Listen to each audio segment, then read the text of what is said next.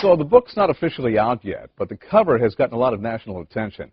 And man, is it generating controversy. The book is called Maggie Goes on a Diet. It's geared to teach children ages 4 to 8 about weight loss. But does it go too far? Does it do this in the way it should? Critics have gone as far as saying the book promotes anorexia and is more harmful than helpful. So to weigh in, childhood obesity expert, Dr. Sass, you're on The Morning Show. Good to have you here. Hi, how are you?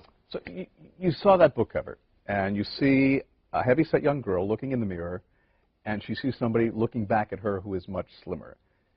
Is this message the right way to go when it comes to fighting childhood obesity? The book has a lot of negative messages in it. First of all, the book talks about people making fun of this girl because she's overweight. We don't need to do that. Kids who are overweight know that already. Second of all, she loses 7 pounds in the first week, which is absolutely impossible for a kid that age to lose so much weight. In fact, it's dangerous. And I think that kids who are overweight should lose weight, but to give them that negative self-image that way is wrong. And I want to talk about the right way for moms and dads to approach the whole issue of childhood obesity in a second, but one more question about the book.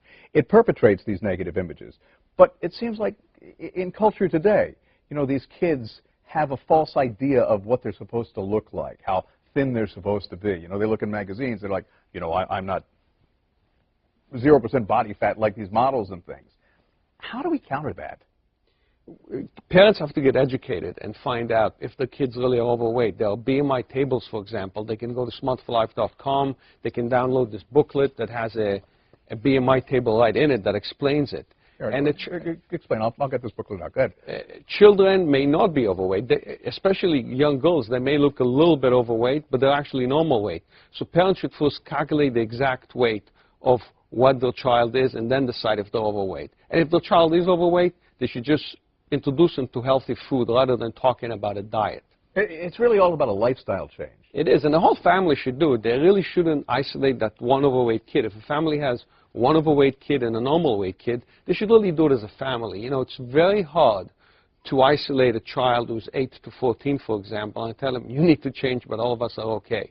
It's very bad for the child's psychology. How do you give that child a positive reinforcement? Because if there is effective weight loss and a lifestyle change, it's a process that takes time.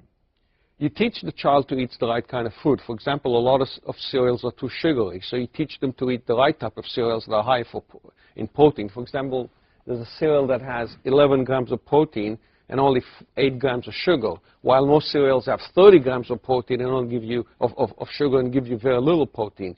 And that type of education and that type of introduction of the right foods in the house and buying the right foods makes the difference. If the mother and father buy junk, the kids are going to eat junk. Well, maybe should we take our kids shopping and say, hey, look, let's read the labels together and learn what are healthy food choices for us. Absolutely. I say to all parents, if their child are overweight and they're below the age of 8, it's the parents' fault.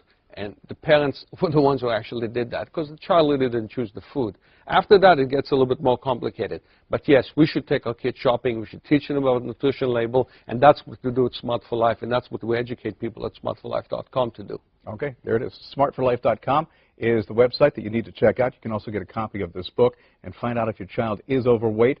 Looks can sometimes be deceiving, if I hear you. That's right. They can download the book for free. There you go. Dr. Sass, appreciate you being here.